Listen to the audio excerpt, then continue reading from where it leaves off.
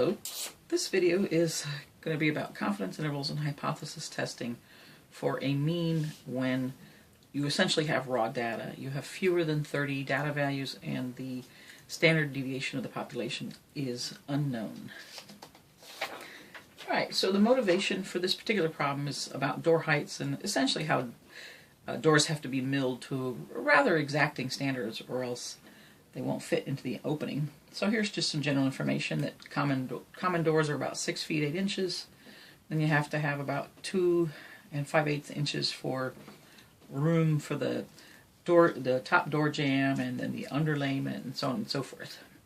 So in our problem, what we're going to look at then, suppose a door manufacturer mills doors to an average height of 6 feet 8 inches, which we convert to 2,032 millimeters for greater precision and ease with the arithmetic operations. The manufacturer just milled 16 doors, and the data below summarizes the lengths of the 16 doors in millimeters. So we're going to go ahead and answer these questions. But first, let's go ahead and label. So here, the trait is the height. And it is a numerical trait, right? You measure height as a number. And then the doors that this manufacturer mills, that is the population, all the doors there. The average is 2,032, so that's mu. And the last thing we know is they've milled 16 doors, and that's the sample size. So we will start with conditions. So now, is statistical inference possible? We're going to check conditions and assumptions. Now, because we had 16 values, the first thing we need to do is put those values into your calculator and go ahead and look at a box plot. So let me put these values up again and go ahead and pause the video, open up a list in stats, and then enter those all of those 16 values into one list. Check your box plot. And hopefully when you do, you will get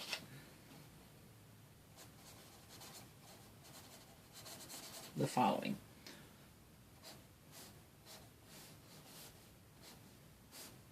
A box plot that looks quite symmetric.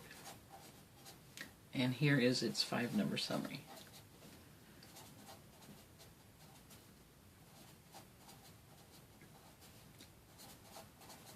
So here, because the box plot looks quite symmetric, and most importantly, it just has no outliers, you write box plot is approximately normal.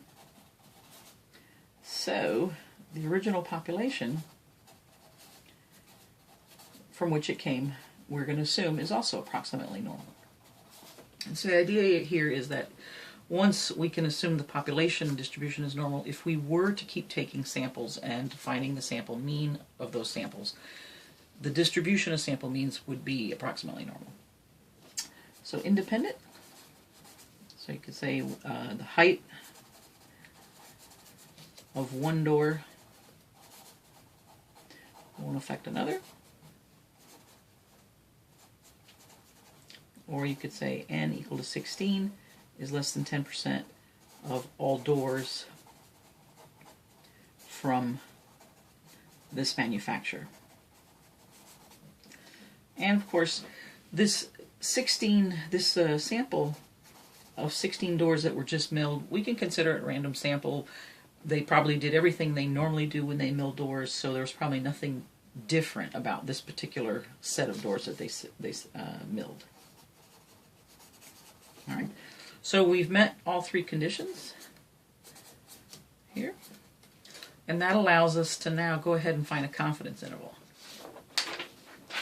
Okay, since your values should now be in your list, one of the first things then you want to do is go ahead and find an info box.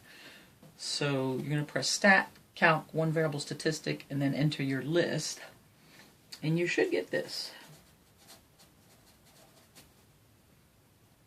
Your X bar, which is the same thing as your Y bar, is 2031.3, so 2031.3. Standard deviation of the sample it will be S with a little subscript S. X should be 2.77 when you round it. And N, the sample size, is 16. So these are the values we're going to work with. Okay. So ultimately what we need to do is fill in y bar plus or minus t times standard error to go ahead and find the confidence interval. So let's look at t. So the degrees of freedom is going to be n minus 1, or 16 minus 1 is 15. And of course you're going to look up a 99% confidence interval. So you should get that t is 2.947 when you look it up on your t multiplier sheet. And now let's go ahead and calculate your standard error for the sample means. It's s over square root of n. Of course this comes from this s and this n. So 2.77 divided by 16, square root. Oops, sorry, this is s over square root of n, excuse me. So here, 2.77 divided by the square root of 16 is 0.6925. So now, the 99% confidence interval is, start out with a sample, add or subtract the margin of error, and we have, here's your x bar or y bar, 2031.3 plus or minus, here's your t multiplier, 2.947, and now your standard error, 0.6925. Okay, so when you do the arithmetic, you should get about 2029.26 millimeters to 2033.34 millimeters. So I'd round that to 2029 and 2033. Okay. Now your third question is to go ahead and write a sentence interpreting this. So we would say, and remember your basic format is with a blank confidence, the average trait of a population is between blank and blank. And this is just one format.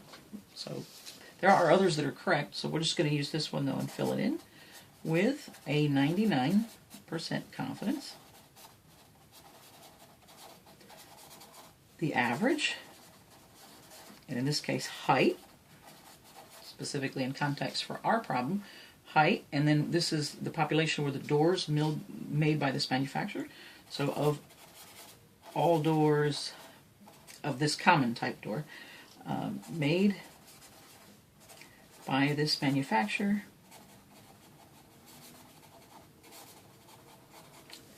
is between 2029 millimeters and 2033 millimeters. Okay. All right. Now the next problem we're going to look at is the claim that the average door height is 2032 millimeters, and then a counterclaim where the alternative is it greater than that. Okay. And we're going to test this using a significance level of 5%. So, hypotheses. The null is mu does indeed equal 2032 versus the alternative, is it greater than 2032? And again, that's because of this word greater, right, that we have this greater than. The conditions have already been done. So in part 1, so you just refer back to that. And now we're ready to do the model. So if you remember back for our confidence interval when we calculated, here's our info box, and when we looked at the standard error, we got 0.6925, which I'm going to go ahead and round to 0.7. So standard error is about 0.7, and so we would have here in the center 2032, 2032.7, 2033.4, and 2034.1. And going this way, we'd have 2031.3, 2030.6, and 2029.9. Now, if instead you wanted to round this up to 1, to make this a lot easier, so we would have this. Oops, 2033, 2033, 2034, 2035. And going this way, you'd have 2031, 2030, 2029. So it's a little off because you can see this is 2029.9. This is just saying 2029 because of the rounding. By the time you round 0.3 three times, that's almost a difference of 1. So it's a little further off, but either way you could use this to kind of gauge where you're going. And so now, to continue this, let me get this out of the way. We have our test. And so we test this model, right, this model right here, with our sample mean, which comes from right here, our info box. So 2031.3. So 2031.3, and we want to say, well, where does that really land in our model? Well, if we use the more precise 0.7, 2031.3 is right about here, right? And then it tells us we need to shade in the direction of the alternative, so we would shade all of this. So we can see we're going to have an extremely high p-value, more than 50%, because this is 50% and then some more. So let's go ahead and figure out the t-score for that. T would be 2031.3 minus 2032 over 0.7, and that is -1 standard errors away. And then TCDF from -1 to 100, and then here's your degrees of freedom, and you should get about 0.83 or 83%. Now again, let's take a look at this TCDF. Look back at your picture. This sample mean fell -1 standard errors from the mean, so it's here, and it's from here to positive infinity. So that's why we had from -1 to understood 100 standard errors, which is to represent infinity. All right, so your p-value is extremely high. So when you compare now for your conclusion, the p-value is much greater than the significance level alpha, because 83% is much greater than 5%. So not only do I not reject the null, and my understanding is I super do not reject the null. And the idea is that here we were testing, is the average 2032 or is it greater? And the idea is it's really not greater. It's so much not greater that the best of these two options that I can talk about is really the null. So here, I do not reject the null, so I say this really could be true. So what's not likely true is the alternative. So I say there's really, really, really not enough evidence that the average height for these doors is more than 2032.